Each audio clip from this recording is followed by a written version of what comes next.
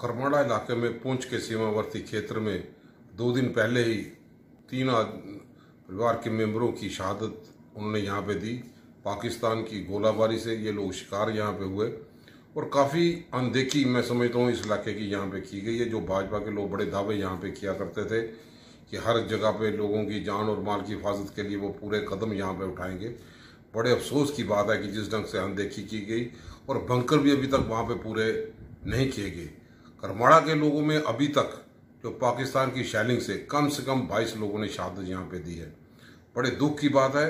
कि केंद्र की सरकार जिस ढंग से जान और माल की हिफाजत के बड़े दावे करती थी कि हम इतने बड़े कदम उठाएंगे कि पाकिस्तान की सीज फायर वायलेशन दोबारा करने की हिम्मत ना कर पड़े,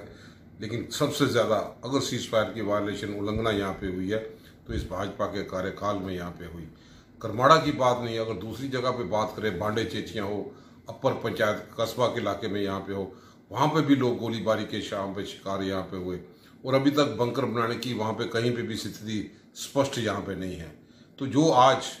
जिन लोगों की यहाँ पे उम्मीदें यहाँ पे थी कि ये सरकार वाकई विफल होती दिखाई दे रही है कि हर फ्रंट पे जिस ढंग से फेल हो गई, इस ढंग से बंकर बनाने के लिए भी कितनी देर की मॉनिटरिंग कहाँ पे कहीं नहीं यहाँ पे हुई, बंकर की पोजीशन यहाँ पे नहीं है। तो मैं समझता हूँ कि सिर्फ बंकर की जगह नहीं, आप डोकरी की बात कर यहाँ पे करें तो वहाँ पे भी लाइव शेल यहाँ पे हैं। लोग घर बार छोड़ने के लिए मजबूर हैं।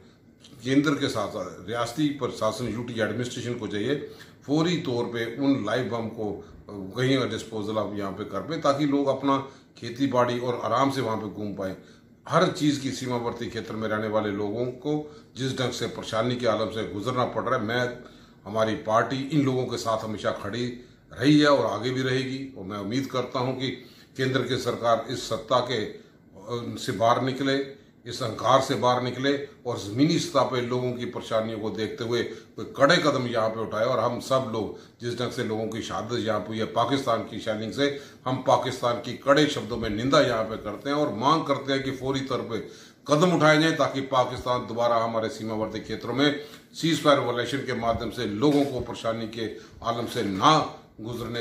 यहाँ पे दिया जाए, ताकि हर लोग हमारे सीमावर्ती जिन परिवार के मेंबरों की शहादत यहाँ पे हुई है, हम सब लोग उस परिवार वालों के साथ हमदर्दी का इजहार यहाँ पे करते हैं। उनके इस दुख की घड़ी में हम शरीक हैं। जिन लोगों का नुकसान यहाँ पे हुआ, जो खेती बाड़ी नहीं कर सकते, प्रशासन से यही गुहार लाएंगे कि फौरी तौर पे उनको मुआवजा प्रॉपर तौर पे दिया जाए ताकि उनके मकान भी सही जगह पे हो जाए और उनको सेफर प्लेस में लाने के लिए कदम यूटी एडमिनिस्ट्रेशन उठाए। हमारी सबकी हमदर्दी सीमावर्ती क्षेत्र के रहने वाले लोग जो बगैर वर्दी के फौजी का काम यहाँ पे करते हैं, देश उनके साथ है। हम सब लोग, हमारी पार्टी का एक एक कार्यकर्ता, एक एक नेता कांग्रेस का उनके साथ हमेशा खड़ा था और आगे भी